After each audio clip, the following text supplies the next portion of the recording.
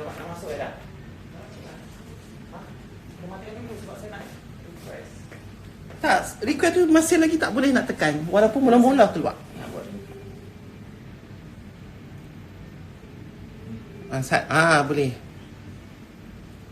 Sebut Melda masuk. Ha? Dah. Tak ada. Yes. So dia keluar, masuk balik. Hei, tak tahulah. Nampak gaya aku kena buka stesen TV lah, lagu ni senang. Riastro nama dia. #Riastro. Okey, lepas tu Sat. Ha? Atas sekali. Tak keluar nama dia. Sekejap. Jadi okey, bersama Tisat. Okey dah.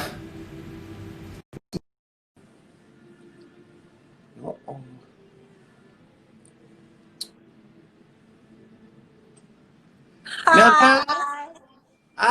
Hang ni aku dah pesan dah tadi. Nak pakai, biar pakai elok-elok sebelum keluar live aku. Yang dia pakai tudung tu sama dengan painting kat belakang tu pasal apa? Dah nampak muka saja. Apa buta perut? Tengok tu. Okey, tukar tempat. Dia boleh punyalah banyak tudung, hang boleh pakai tudung tu dengan background sama. Awak tenang. Kita boleh ubah tempat. Yang tu pun nak suruh aku. Abang. Okey. Ni kat mana? Klinik kah? Dekat Dah, klinik? kat rumah balik dah. Okey. Assalamualaikum saudara penonton dan muslimin dan muslimat yang saya hormati. Inilah dia Dr. Imelda. Okey, anak kepada Dr. Izham, klinik Izham yang berada di sekitar Kuala Lumpur ini dan merupakan kawan cek lama dah kita berapa dekat 18 tahun lah. Maybe. 19 tahun. 19 tahun lah. Yes. Oi. Aku dah pesan ya. langsung pakai tudung labuh sikit. Dia boleh hinggut tag tu tadi nak. Okay, kita serius ni. Depa ni bukan boleh. Sagi tak kenal saja. Okey. Kita serius. Okey, kita serius. Okey. Jadi Dr. Imelda bukanlah antara frontliners yang bekerja di hospital kerana doktor menjaga klinik-klinik kepunyaan Dr. Izham, salah satu cawangannya. Okey, dan mungkin ramai yang kenal doktor pun sebab selalu pi ambil ubat, ambil MC apa semua kan, buat-buat batuk kan. Lepas tu jadi kita hari ni, okey, menurut status COVID-19 di Malaysia di hari ni 31 bulan Mac ni, total keseluruhan kita hari ni ada 2,766. Masa tadilah ni duk cakap mungkin naik ke mungkin turun ke walau alam. Jadi kita ada 94 kes sedang menerima rawatan di ICU. Maksudnya benda ni dah heavy lah yang kes di ICU ni. Lepas tu kita ada daripada jumlah itu 60 memerlukan bantuan pernafasan. Bukan macam aku punya pernafasan yang aku bising masa aku semua jiwa tu, bukan. Maksudnya ni oksigen ya. Tak apalah. Siapa suruh hang punya internet slow? Kesian muka hang terkejut lagu tu, Imelda. Semua satu Malaysia tengok. Okay, you can repeat tadi you freeze kejap.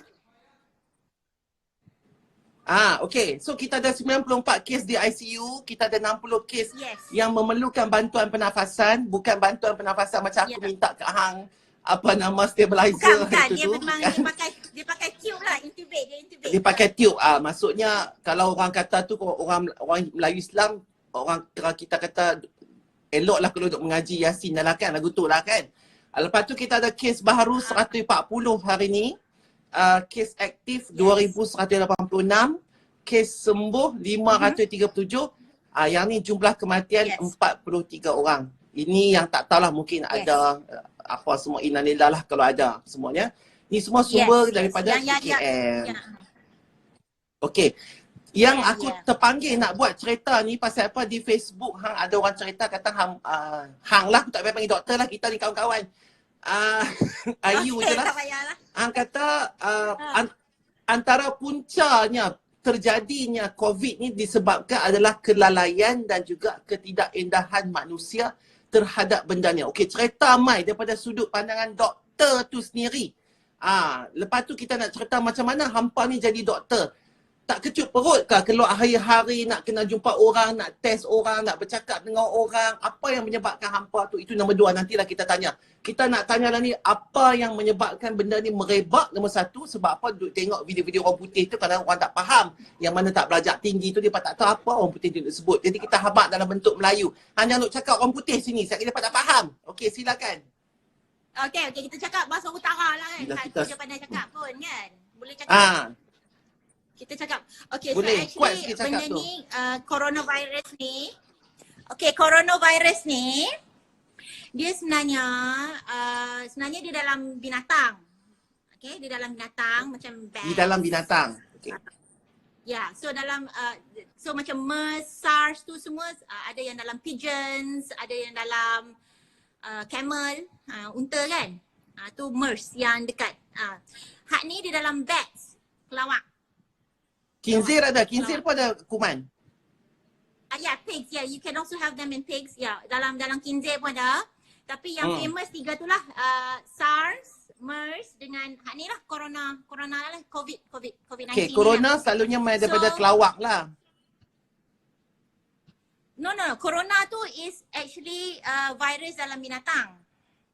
Lepas tu dia mutate, dia pandai, dia bug yang pandai sangat, dia boleh mutate, dia boleh berubah dia punya sifat, dia jump daripada binatang ke manusia.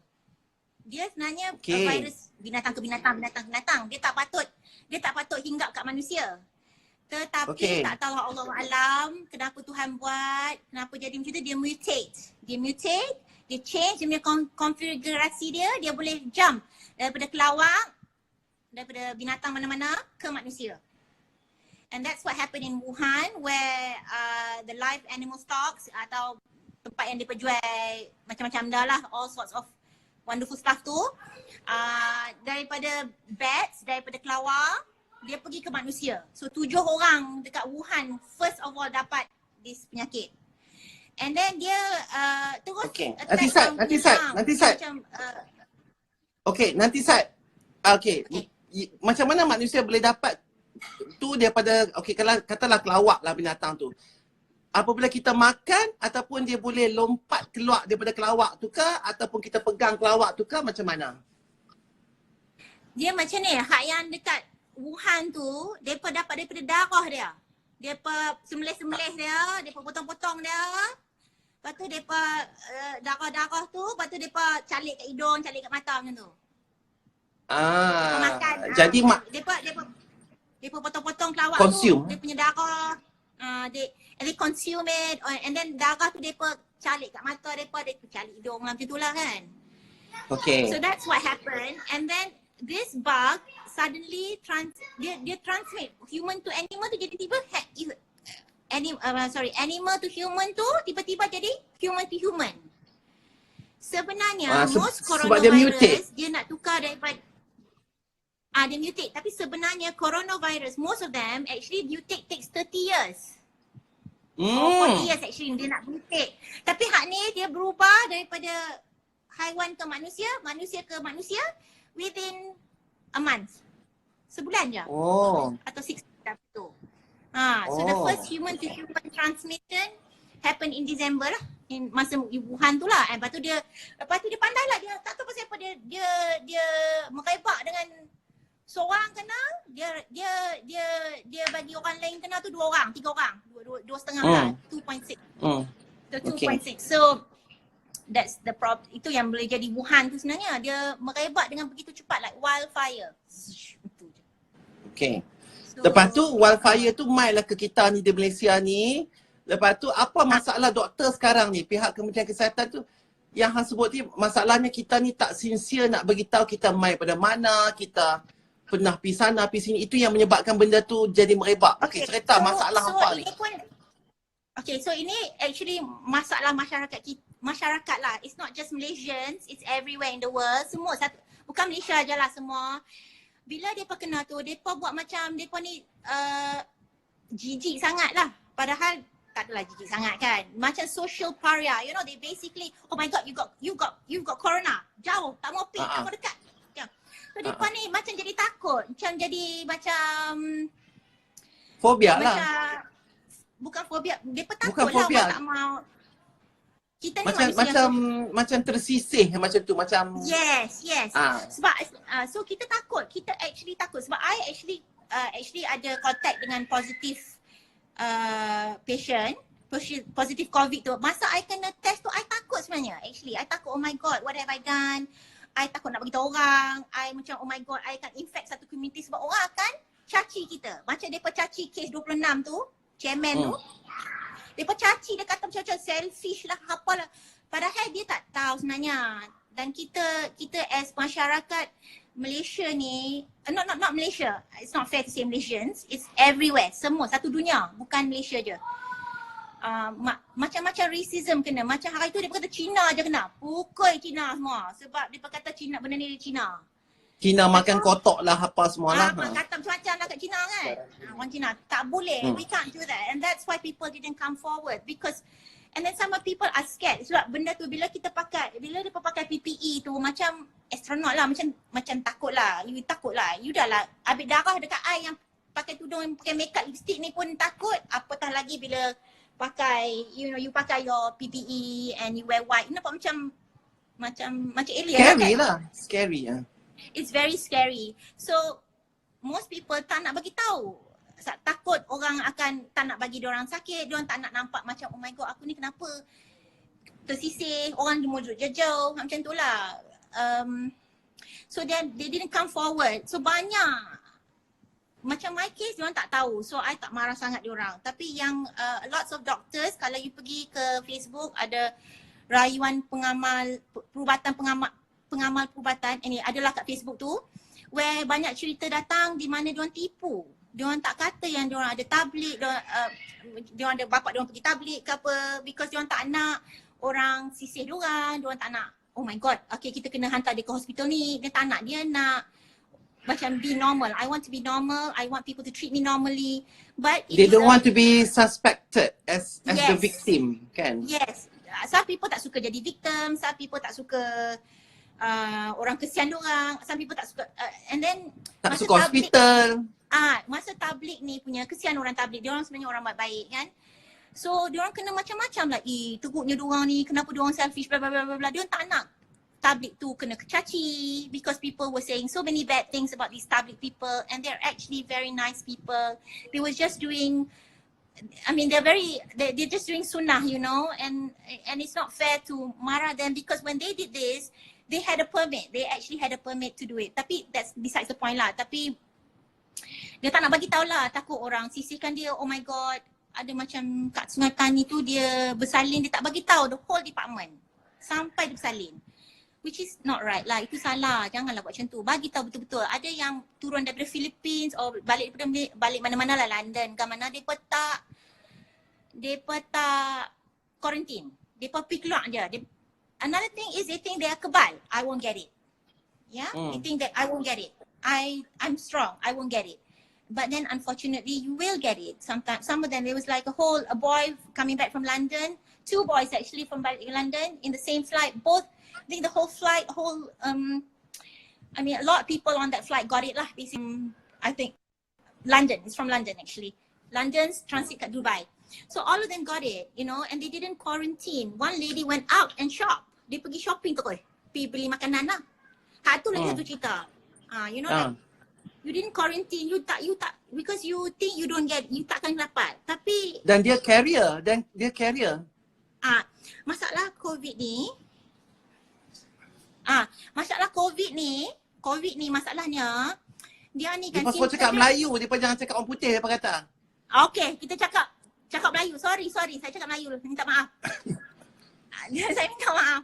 Tak, benda COVID ni kan, masalahnya bila kena simptom dia lain dengan tiap orang tiap lain tau. Dia macam kalau Rizalman kena, lain. Imelda kena, lain.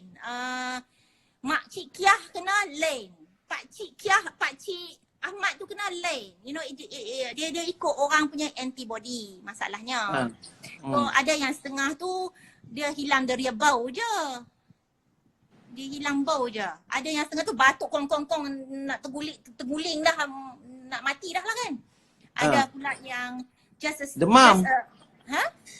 Ada yang demam. Ada yang demam teruk, ada yang tak demam langsung. Macam tu lah. Ada yang sakit badan. Ada yang sakit badan je. Dia very very vague. Tu masalah doktor lah pula. Because bila dia pemai, kita kata tak ada apa lah ni, balik pi macam tu. Padahal sakit. Kata kami, itu masalah doktor lah. We all tak boleh catch this thing. Dia tak ada spesifik, dia tak ada benda yang ni COVID macam tu. Ada yang diarrhea je macam tu lah. So, jadi benda tu akan terdapat bila dia katalah hari ni dia kena, berapa lama akan dapat simptom tu? Pun tak sama juga antara orang lain. Biasanya 5 hari. 5 hari baru dah 8 hari. Baru dia nak demam. Ada start dengan tak ada hilang dia bau. Dia rasa sakit pekat sikit-sikit macam. Okey, yang tu itu yang positif lah, kira kita masuk dalam kategori positif orang tu kan. Okey, bila positif dia kena kuarantin 14 hari tu, lepas tu nak kena tunggu dia ada develop tak simptom-simptom tu. Betul? Once you have bila you dah start ada simptom, sekali tekak ke demam ke, kita tak treat macam tu. Kita treat terus pergi hospital, terus simpan situ, kita korek hidung. The test is test COVID ni memanglah unpleasant, banyak kata sakit lah apa, tapi sakit dia sat je. Dia cucuk sikit hidung ni kat atas ni. Memang keluar air mata, tapi sat je. It's tak payah takut lah. Banyak orang kata takut nak ambil lah, sakit lah macam-macam. Tak sakit sebenarnya. Dia macam terkejut je lah, betul keluar air mata lah. So kalau ada simptom terus pergi hospital. Kita tak yang quarantine macam saya hari tu is you have close contact. Katalah contoh Makcik Kia datang klinik saya, dia positif. KKM telefon saya. Lepas tu kata doktor jumpa orang ada orang positif lah kan. Dia panggil saya tak ada simptom, langsung tak ada simptom, tak ada bersin pun tak kan. Dia check hidung, dia suruh balik rumah, duduk dalam bilik seorang-seorang. Yang ada toilet semua. Jangan campur dengan orang lah. Tak boleh campur orang. Hak tu lain lah, Hak tu macam Makcik Kia tu Makcik I pergi tengok, dia patient I ke, and that's different. I tak ada simptom. So yang tu dia hantar balik. Macam I dia hantar balik. Tapi kalau you ada simptom, you sesak nafas ke, you sesema ke, you sakit tekak ke apa ke, dia masuk hospital. Terus masuk hospital, ambulans akan main kutip, masuk lah. Tak, dia tak. Kalau positif, ambulans main kutip. Betul. Kalau macam I positif hari tu, tapi I tak sakit apa-apa, ambulans main kutip. Okey. Lepas dah kutip tu, dia akan bermasuk terus lah, tunggu tengok simptom tu makin berat ke, ataupun bagi ubat terus ke, lagu mana? Yes. Kalau mereka tunggulah, they monitor you, but it's very lonely. Tempat tu macam sunyi lah, kesian you. Mereka masuk bila perlu je. You duduk sorang-sorang lah dalam tu. Tahu ada orang tak gambar macam jail lah, kita nampak kan katil, tidak buruk duduk. Dia bagi hospital suit tu pun macam jail, line-line kan. But tak apalah. If you nasib baik, you dapat partner satu bilik. Kalau tak, you seorang satu lah. Jadi maksudnya bila kita pergi ke hospital ni, dia akan berbual 2-3 orang dalam bilik lah juga? Dah. Kalau adik-adik, dia buat satu bilik. Okay. Kalau lepas tu dia akan treat kita lah, bagi ubat, bagi apa semualah. If you don't have any symptoms, dia takkan buat apa-apa. Dia akan tunggu 14 hari, dia akan ambil korek hidung lagi sekali. Okay. Tunggu sampai negatif. 2 kali negatif, baru boleh keluar. Boleh keluar. Kalau yang positif dah ada simptom tu, dia buat apa? Okay, dia tengok kita punya temperature, dia tengok blood pressure kita, dia tengok kita punya pernafasan. Kita pun habaq lah, kita boleh nafas ke tak. Biasanya kalau tak bernafas, dia habaq. Kita sesak nafas lah kan. Dia nampak lah. Okay. Dia monitor, lepas tu dia tengok lah, dia bagi oksigen. Ada yang macam ni, actually COVID, daripada 10 orang kena, 8 akan okey. Okay? Okay. 2 orang perlu bantuan oksigen. Seorang tu pakai hak yang tu je lah. Hak yang simple tu. Lagi seorang tu kena tolong lah. Kena tolong bagi oksigen semualah. Kena bagi ventilator semua, mesin kena tolong lah. 1%. So daripada 10 orang, seorang je tu yang akan kena masuk hospital. Tapi kita dah ramai, kita dah 200, kita dah 2,000 orang. So kita pakailah matematik sikit kan. Okay. So we're doing quite well actually. Kita actually Malaysia ni dah test 35 orang, 35 juta, 35k, 35,000. 35,000 35,000. Kita dah test, kita test orang 35,000 orang dah. Oh, banyak tu. Yang hospital kita dah test. Tapi 2,500 aja yang positif. Yang positif. Okay. Daripada 2,500 tu 100 yang perlu oksigen. Macam itulah. Tapi kadang-kadang tapi aku tak suka sangat nak reveal benda-benda elok ni. Faham tak maksud aku? Sebab kami sebagai influencer, which I don't want to reveal that okay, we're getting better, we are quite manageable, semua. Tak mau tunjuk kata ambil benda tu sakit, tak mau. Aku tak buat, tak tunjuk pun infografik sebab takut. Bila kita tunjuk lagu tu, depa semua yang takut nak pergi tengok, takut nak pergi hospital, takut nak buat test tu. Bila kata kita punya situation not that bad, not too bad, okay jom ambil kunci kereta keluar, pergi berjalan, jogging dekat situ. Faham tak? Mentaliti manusia ni lagu tu. Jadi kadang-kadang lebih baik kita takutkan mereka supaya mereka ni takut. Bila mereka takut, mereka dengar cakap. Macam aku duk pumpang main tu lah, marah nak maki sana sini. Baru mereka duk sengat-sengat. Kalau kita kata kita ni our cases are quite manageable. Jomlah kita pergi berjalan. Lagu tu. No. We are now at the very macam kita kat paling genting lah sekarang ni. Sekarang ni diminta semua orang duduk diam-diam because apa kita buat 2 weeks ago, sekarang baru nampak. So hari tu panic shopping, sekarang baru nampak. Hari tu pergi balik kampung ramai-ramai, sekarang baru nampak. Betul.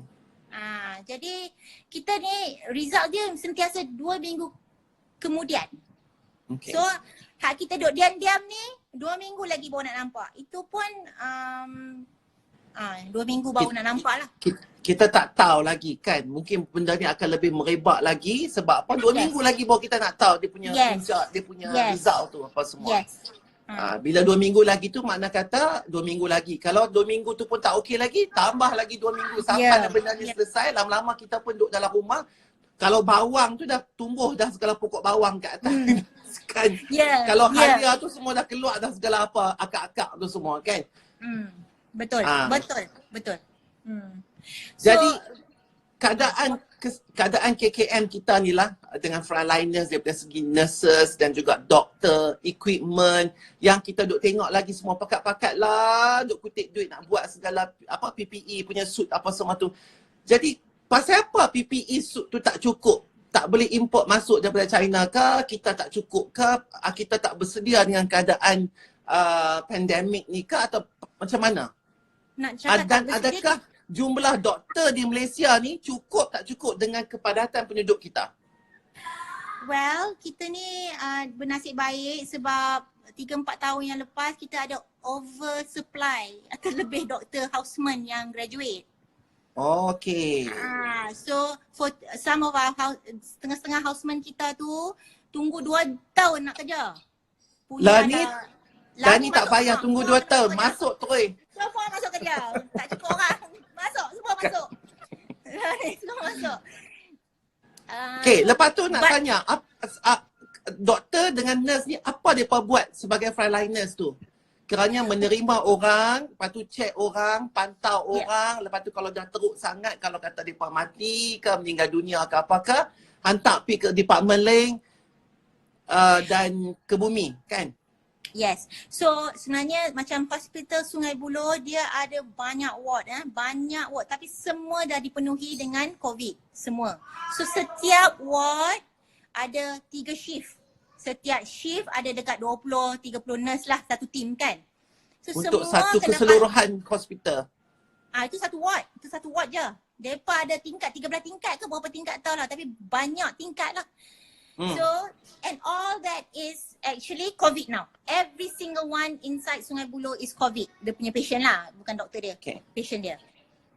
So, mereka masuk kerja, first thing is mereka pakai suit mereka tu 8 jam, duduk lah nak hak yang tukang cuci sapu pun kena pakai, abang MA kena pakai, abang makcik-makcik yang bawa darah ke lab pun kena pakai, semua orang kena pakai. Mereka masuk kerja tu, mereka pakai suit mereka tu. And then, lepas pakai, buang. Lepas pakai, buang. Dah berapa bulan dah kita buat benda ni. Hampa, like everyone else baru start MCO 3 minggu dah kan. Tapi doktor semua dah start benda ni 3 bulan dah, 2 bulan, 3 bulan dah. So benda ni dah duk pakai buang, tak cukup lah, takkan cukup lah. Lepas tu makin ramai kan. Sat-sat macam kat KKM, my friends, hari tu lah masa tablik tu, mereka duk swab 500 orang sekali, satu tempat. Satu kat ni. Satu tempat tu 500 orang mereka kena swab tablik tu. 3 shift, 24 jam mereka duk buat. So habislah benda tu habis, shield habis, benda tu cepat habis. Kami kena pakai 2 lapis, 3 lapis sekali pakai kan. Dia pakai dalam, dia pakai lagi, dia pakai glove 3 lapis pakai. Okay, kalau kata hospital tu penuh dengan pesakit-pesakit COVID, orang yang sakit lain tu pibuh tang mana? Exactly. So that's our problem lah actually. So kita designate a few hospital, yang hospital lain kena ambil lah benda-benda lain. Sebab like I said, pakcik yang ada diabetes tu masih ada diabetes lagi. Makcik yang ada darah tinggi tu masih lagi ada darah tinggi. Hak mengandung tu kena juga dok tengok baby dia nak kena beranak juga kan.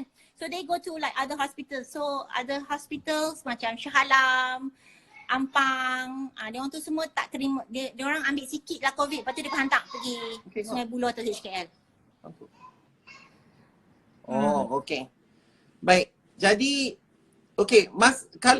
jadi seorang doktor ni macam mana perasaan dia nak berdepan dengan orang yang ada sakit ni lah. Macam mana? Kalau aku lah, kalau hampa suruh pergi buat tu macam okey lah, aku boleh lah takkan tak pergi. Tapi takut tu adalah juga kan.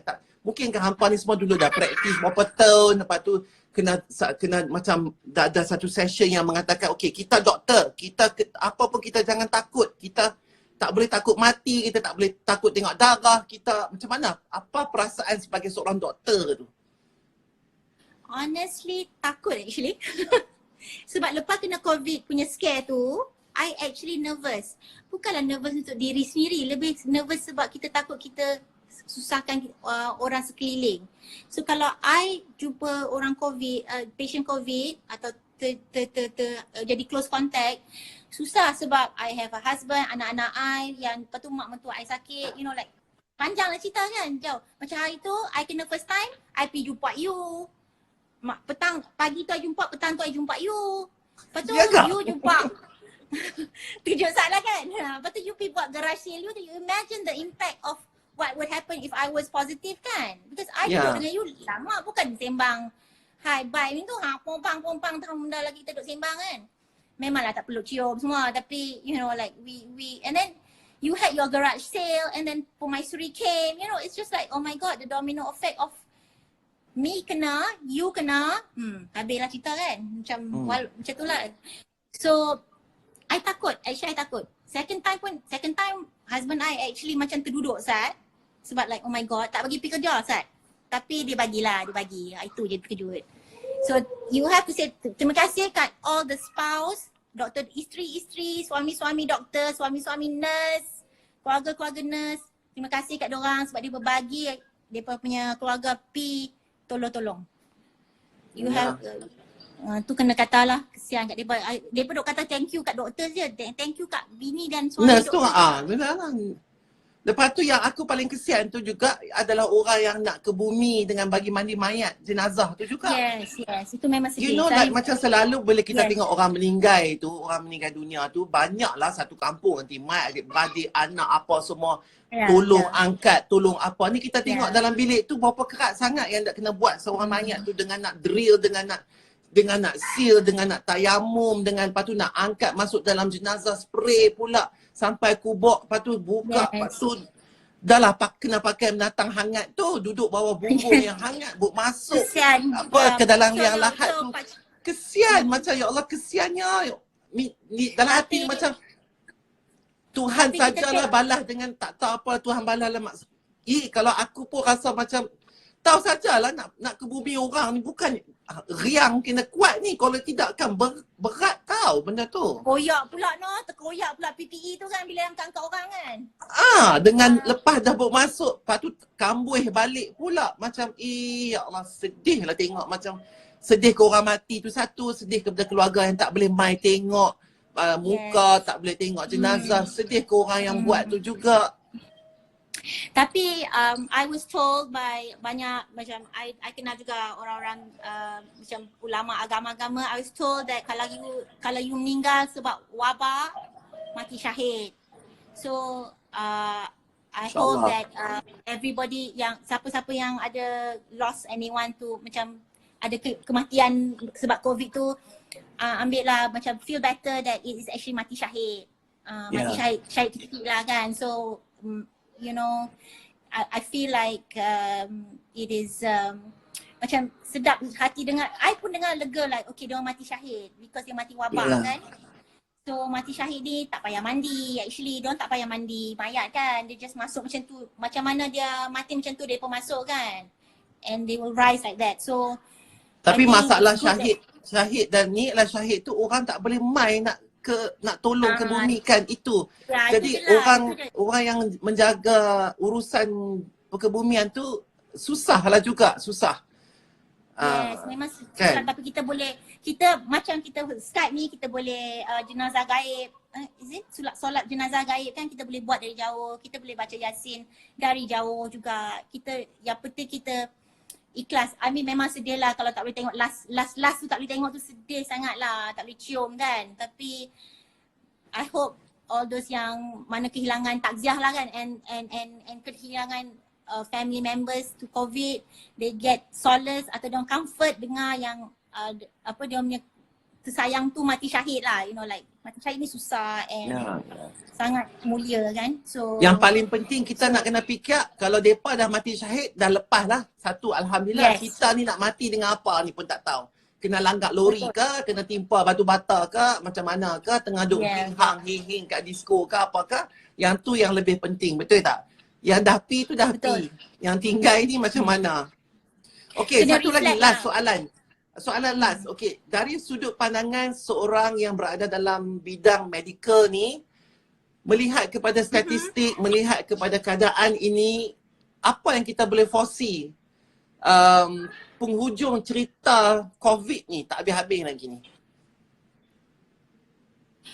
Saya harap sangat-sangat that kita dengan kita social distancing ni, dengan kita punya usaha as Malaysian satu community ni, kita punya usaha ni, kita boleh break the chain and boleh ubah segala-galanya macam stop COVID ni kan. Memang kita tak boleh habis semua tapi tinggal seorang dua tak apalah kan, baik lebih daripada yang sakit kan. And I hope that kita sebagai rakyat Malaysia also bertimbang rasa sikit, you know, be kind, be very kind to everyone. Jangan judge. Yang penting kita jangan judge. I think most of apa yang kita reflect kat diri kita yang no one's perfect obviously, and then kita kena reflect lah yang like macam you kata tadi lah, kenapa Tuhan bagi bala ni. We have to sit back and think kenapa kita dah terlalu, kita take for granted tau kita punya semayang berjemaah, pergi masjid. I took it for granted. I tak tahu lah orang lain tapi I did. And then sekarang tak semayang jemaah untuk tarawih tak boleh. I hope boleh tapi I think tak boleh actually. By the look of it, tak boleh lagi. Tak boleh. We need to give some buffer juga after the clearing pun tak boleh. Even raya pun I don't think so. Kan? Right. Raya pun I honestly as a doctor I don't think we can. No. It's very bad. I mean the frontliners are doing a wonderful job tapi mereka dah penat jugalah and penat lah kalau kita tiba-tiba kita raya and then start balik all over again. Jangan buat pasal ya Allah lepas raya start balik macam tu. Janganlah dengan ekonomi kita yang tak apa ni kan. So tak mau lah. Kalau boleh kita work very hard. Sekali harum tutup macam Wuhan tu, tiba-tiba buka balik 0 case kan. Tentulah. So I minta semua orang rakyat Malaysia to social distancing, sabak lah duduk kat rumah tu, tolonglah sabak, memang boring nak mampu don't lie. Jangan sekali-kali kita tak judge, doktor tak judge. Kalau dia pemarah, pop-pop, dia penat. Sabarnya lah. So don't lie, jangan takut nak bagi tahu balik daripada Batam ke, balik daripada Thailand ke, balik dari mana-mana pun abang. Jangan tak abang. Sebab it's important. We cannot tell the difference. Kita tak boleh tell the difference between influenza dengan COVID, tak boleh. So you have history je yang kita orang boleh. You punya perjalanan, you punya Okey, dengar tu, doktor, orang medical tak boleh bezakan antara influenza dengan COVID. Hanya background sejarah perjalanan kita saja dia boleh trace. Betul tak? Yes. Sebab persamaan simptom dia sama. Yes, tak boleh. Kita I 2 kali jumpa, 2 kali tak tahu tu COVID pun. They just came normal, batuk-batuk, sakit, lepas sakit badan, tu je. Masa And tu tak pakai apa-apa ke? First tak pakai, lagi laki bang kau tak tahu dia tak pakai. First tak pakai, nombor 2 pakai. So nombor 2 tu I pakai, facial pun dah pakai dah sekarang. So sekarang ni so it's very important kita social distancing lah. Jauh-jauh lah, jarak lah. Kalau jangan panic buying. Kalau Giant ke supermarket ke, tak salah macam take turn lah. Kalau orang tu ambil susu, tunggu sat baru pergi ambil. Tak salah, aku nak pergi ambil lagi, aku nak ambil bawang lagi, nak ambil. Don't rush, it's okay. I mean you have nowhere to go kan. Tak nak pergi mana pun kan. So kalau orang tu tengah ambil susu, tunggu sat. Dia ambil susu, baru pergi ambil. Macam tu lah. Tak payahlah macam nak marah-marah. Macam tu lah. Okey, baik. Jadi terima kasih Imelda. Okay, bye. Bagi Sorry pendapat lah dan juga I info untuk COVID ni. Ya? Yeah. Okay, thanks. Bye. Alright. Bye. Assalamualaikum. Bye. Macam nak tutup ni? Aku tutup lah. Tak payah tutup.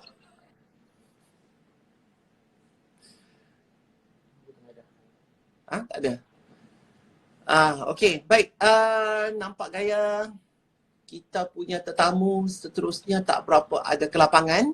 Jadi itulah salah satu sebab yang Cik nak live tu, sebab Cik nak bagi sedikit penerangan sebenarnya tentang COVID ni, sebab ramai yang tak faham macam mana menatang ni boleh jadi, mai pada mana, sangkut dengan orang lagu mana, macam mana boleh merebak, pasal apa semua orang tengah panik, macam mana perasaan doktor lagu mana. Jadi bila kita dah tahu, dan aku cakap betul-betul terus terang, aku tak mau cerita pasal benda-benda ni. Tak. Aku sebenarnya kena takutkan orang supaya aku tahu sangat manusia ni bila dia rasa macam benda tu reda, dia akan terus buat satu benda yang balik kepada asal. Jadi walaupun kita ni dalam satu yang orang kata tu manageable level lagi still kalau nak ikut population kita, tapi kalau kita tak start buat perangai elok-elok, tak dengar cakap, merata, walaupun hang nak jogging dalam kawasan rumah hang gated pun tak tahu benda tu ada di mana. Dan bak kata doktor tadi, benda tu adalah dia adaptive, dia senang bertukar rupa dari masa ke semasa, dan dia senang bertukar sifat, dan dia develop skill untuk bagi kita dapat penyakit tu. Faham ke tak? Jadi itu hampa kena pandai, kita jaga. Okey, baik. Sekarang ni kita nak tengok kod-kod ada siapa-siapa yang pernah menjadi mangsa COVID ke atau apa ke. Kalau hampa nak live dengan aku pun boleh. Kalau tak ada, tak apa, kita bersembang, kita maki hamu macam biasa juga. Okey, baik. Lepas tu kita sementara aku nak sembang sikit apa pasal ada setengah-setengah orang yang still lah orang kata tu macam sengaja melihat aku punya contribution ni sebagai satu contribution yang masukkan aku nak maki ni sebagai contribution yang diada-adakan supaya aku ni nampak macam bercakap saja pandai, tetapi contributionnya tak ada. Okey, contributionnya tak ada. Jadi di sini orang-orang yang nak buat tunjuk kata aku ni kundun-kundun tak buat kerja. Okey, faham. Setiap orang dia ada tugas dan juga misi dia masing-masing bagaimana untuk dia menolong. Okey. Kalau orang tu dia mungkin dia nak bagi sedekah dekat orang, silakan. Kalau ada manusia yang baik dia nak tolong jahit baju PPE tu untuk sedekah dekat frontliners dekat hospital, silakan. Bila kita dah tahu orang tu buat tu, orang tu buat ni, maka kita ni pun, walaupun kita ni bukan frontliners yang bertugas macam orang kerja dekat bank, jangan kita ingat frontliners tu KKM saja nah. Orang yang bank, orang yang cuci bangunan, orang yang angkut stok-stok pi supermarket, orang yang itu tukang sampah, LRT, apa tu semua, itu juga dianggap sebagai frontliners. Masing-masing ada tugas masing-masing. Kita yang tak buat apa di rumah pun ada tugas kita masing-masing. Hang jaga sana, hang jaga sini. Okey, aku jaga sini. Jadi kalau semua orang buat benda yang sama, pakat-pakat semua nak pergi kumpul, semua nak bagi ke orang. Habis orang lain, orang tua-tua yang makan tak cukup, tak boleh keluar di rumah tu, yang orang DM aku kata, Datuk tolonglah saya ni tinggal RM1 saja dekat rumah ni. Anak-anak tak boleh makan apa, saya nak pergi market pun tak boleh. Kami tak tahu nak buat apa, minum air yang sejuk, paip saja. Jadi, kita kena tahu masalah yang berlaku. Kalau hang dah pergi buat benda tu, orang lain pula kena jaga benda lain. Jadi di sini aku nak apa? Aku jaga benda lain yang aku tak tunjuk pun hampa aku buat. Nak buat apa? Aku masuk dalam Instagram ke, Facebook ke, kata aku tengah buat benda ni. Aku tengah buat benda tu.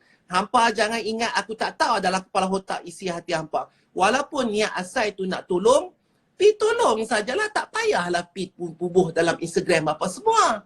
Kan? Tak payahlah buat video cantik-cantik semua. Nak suruh news dan juga media pick up. Tak payah. Kita nak tolong, pi tolong. Tapi mereka akan kata, tapi kami nak menunjukkan bahawa ini semangat Malaysiana. Nak menunjukkan bahawa inilah semangat dan sumbangan kami. Bagus. Tapi kalau dah mereka buat macam tu, tak apa mereka buat. Tapi orang lain jangan judge. Jangan judge orang yang buat tu ini dan orang yang tak buat apa-apa, tak tunjuk apa-apa sumbangan di dalam Instagram ke ataupun media sosial, orang tu tidak memberikan sumbangan. Hampa tahu kah? Itu. Masyarakat tolong jaga benda ini. Okey? Judge tu. Sebab kita ni bila tak buat apa dalam rumah, kita kira nak mengata orang saja. Kita kira nak kutuk saja. Kita kira nak cari pasal saja nak bergaduh. Tak mau cik, jangan buat perangai lagi tu. Kita yang penting lah ni, kita nak putihkan status COVID-19 di Malaysia. Kita nak tanya diri kita pasal apa kuman ni atau virus ni boleh adapt daripada binatang pergi ke manusia, manusia pergi ke manusia, walaupun sebenarnya dia memerlukan puluhan tahun untuk buat. Tetapi Allah kata, okey, hang buat perangai macam apa ni? Allah nak suruh kita lihat macam mana sebenarnya walaupun benda sekecil-kecil yang kita tak nampak, virus mana kita nampak, kita tak nampak, boleh menjatuhkan sebanyak-banyak kuasa dunia, menjatuhkan semua manusia hanya dengan kelalaian kita saja. Apa benda yang jadi, semuanya adalah kelalaian kita. Kalau kita nak ikut, kalau kita baca dalam Quran, Mushaf ni, rupa-rupanya yang start jadi bala tu bermula daripada Nabi apa, aku tak ingat, minta maaf. Bermula pada Nabi itulah baru startnya. Sebelum itu manusia hidup aman damai. Selepas Nabi Adam tu hidup aman damai. Tapi manusia ni akai dah banyak. Okey, bila akai banyak dia mulalah merepek. Dia mulalah Tuhan tu ada. Dia faham dah Tuhan tu ada. Sebelum Nabi apa ni? Ya Allah, aku lupa. Dah elok dah tahu dah, oh kita ni lahir atas muka bumi, adanya Tuhan. Kita puja Tuhan kita Allah Subhanahu Wa Taala. Tapi manusia ni bila dia akai dah banyak, dia duduk, dia tak tahu nak buat apa. Bila dia nampak batu tu pun, batu ni kalau aku buat Tuhan pun boleh. Maka bermulalah sejarah berhala, maka bermulalah sejarah manusia menyembah selain daripada Allah. Bila manusia menyembah selain pada Allah, maka mulalah turun segala orang kata tu penyakit dan juga balak daripada Allah. Berganti Allah pula kena turunkan pula segala nabi, segala rasul untuk memberikan balik supaya manusia ini tahu yang bahawasanya Allah kata Allah itu Allah. Tidak ada Allah lain, tidak Allah Tuhan lain di atas muka bumi ini. Tapi manusia ni dia tengok pokok dia sembah, dia tengok berhala dia sembah, dia tengok Tok Bomo, dia kata Tok Bomo tu boleh angkat penyakit. Dia tengok doktor, dia percaya ubat tu sebenarnya boleh. Ini akidah dan juga iman kita. Bila berlakunya di sekarang ini penyakit COVID ni, kita kena tanya sebab benda ni semua dalam Quran. Berlakunya bala, berlakunya peristiwa-peristiwa ni akibat daripada kelalaian manusia yang mahu mencari Tuhan selain daripada Allah Subhanahu Wa Taala. Bila kita mencari Tuhan selain daripada Allah Subhanahu Wa Taala, makanya kita ini sudah terpesong. Itu yang maksud aku ni. Bukan kata kita tengok pi batu saja kita sembah. Ni Instagram ni pun kadang-kadang tak pasal pun silap-silap akidah kita pun kita akan ingat Instagram ni pun Tuhan.